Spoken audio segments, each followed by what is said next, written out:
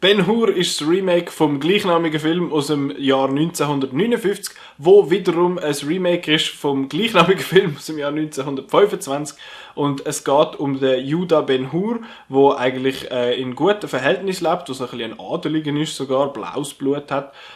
Und einen Adoptivbruder hat jetzt in dieser Version, das ist der Messala. Und der Messala verratet seinen Brüder. Und durch das geratet der Judah Ben-Hur nachher eigentlich in Gefangenschaft, beziehungsweise in Sklaverei und bötelt so ein bisschen auf den Meeren umeinander. Und dann hat er aber die Möglichkeit, in einem Wagenrennen sich quasi an seinem abtrünnigen Bruder zu rächen.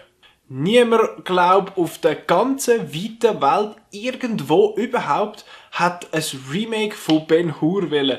Ben-Hur ist einer von diesen Filmklassikern, er geht fucking 3 Stunden und 45 Minuten. Das ist, ein Kollege hat das beschrieben als filmische Gegenstück zum Berg und ich könnte es nicht treffender beschreiben. Und irgendwie, fast wie ich es erwartet habe, ist der Film einfach belangloses Mittelmaß, ausser der Schluss, der Scheiße.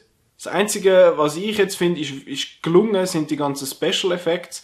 Da muss ich aber sagen, das Original aus dem 59 haltet sich noch extrem gut für einen über 60-jährigen, 50-jährigen Film. Aber ja, die derzmalige, die Schiffbruchsszene, wo die zwei Schiffe ineinander reinfräsen, die ist im Original schon ein bisschen so, oh nein, oh Hilfe, Schiff und so. Das ist auch immer noch cool gemacht und immer noch cool zum Anschauen, aber jetzt da ist natürlich ein bisschen aufregender alles und ein bisschen mehr Blockbuster und ein bisschen lauter. Das habe ich eigentlich noch ganz interessant und cool gemacht gefunden, kann ich mal so sagen. Aber sonst bietet Ben-Hur wirklich extrem nichts. Die Schauspieler an sich sind zwar eigentlich okay, aber sie überbieten sich kontinuierlich im kein Charisma haben. Das sind irgendwelche Kartonschauspieler, was extrem schade ist. Die Hauptfigur, also der Ben-Hur, wird gespielt vom Jack Huston. Der Typ hat null Charisma, null Ausstrahlung.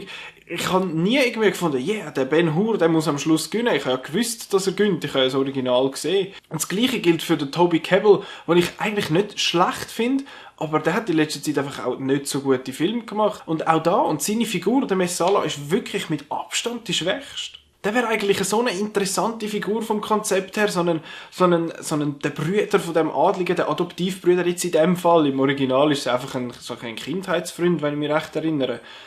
Und jetzt da wäre er eigentlich so ein innerlich zerrissener, was soll ich jetzt machen? Und das wird da einfach wieder gespiegelt, indem er die ganze Zeit Zeiten wechselt. Darum habe ich den Messala fast eine nervige Figur gefunden am Schluss. Die Änderungen an der Story, finde ich, sind absolut gerechtfertigt. Dort muss man einmal ein bisschen abkürzen, meiner Meinung nach, dass der Film eben nicht mehr 3 Wochen geht, sondern nur noch 2 Stunden. Aber gewisse Sachen haben sie rausgenommen, die ich gefunden habe, sind relativ essentiell gewesen für die Geschichte und machen sie jetzt unglaubwürdig. Der Ben-Hur im Original wird er ja adoptiert vom, ich weiss auch nicht mehr, wie er heisst, Assius oder irgend so etwas, und lernt bei ihm Wagenrennen fahren und darum kann er es nachher, wenn er auf den Ilderim trifft. Jetzt in diesem Remake gibt es die Connection einfach nicht. Die Verbindung ist inexistent. Er hat keinen Plan vom Wagenfahren, ist aber gleich so, ich bin auch mal ein Röstchen geritten, also komme ich da extrem draus. Und die ganze Jesus-Geschichte, die irgendwie beim Original so fast ein bisschen dazugehört, ist das mal, wirkt sie noch viel abgekoppelter als im Original.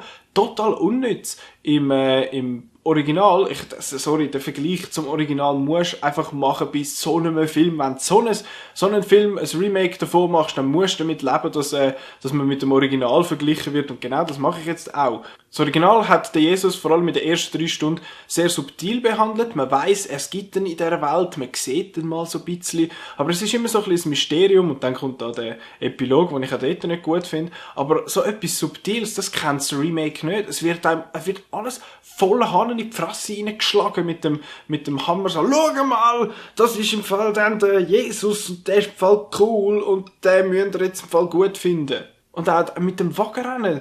Am Anfang siehst du schon die erste Szene von einem Wagenrennen und findest so, hey, schau mal, nachher kommt dann im Fall das Wagenrennen, gell? Freust dich drauf, schau, da hat's noch mal eine kleine Szene. Ja, nicht davonlaufen, das Wagenrennen kommt noch. Schrecklich.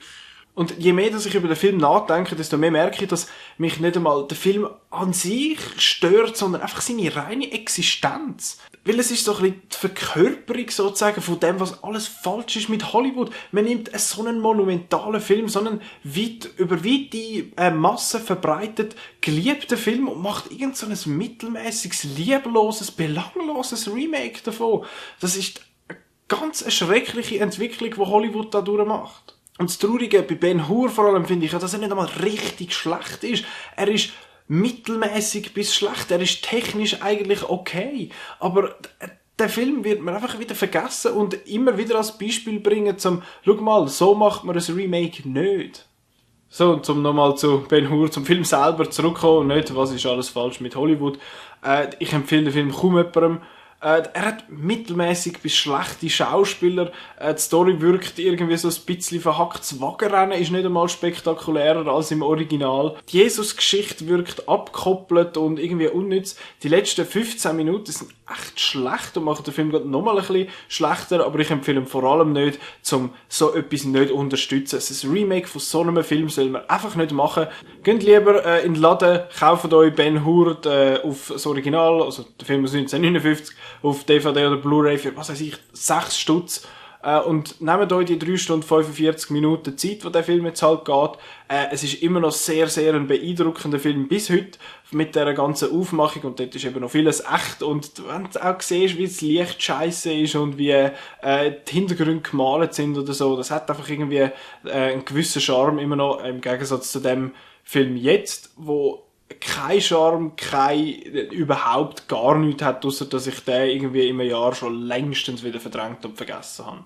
Ein mittelmäßiges Remake von einem absolut riesengroßen Film. Wer hätte es gedacht? Es überrascht mich mittlerweile echt nichts mehr bei diesen Remakes.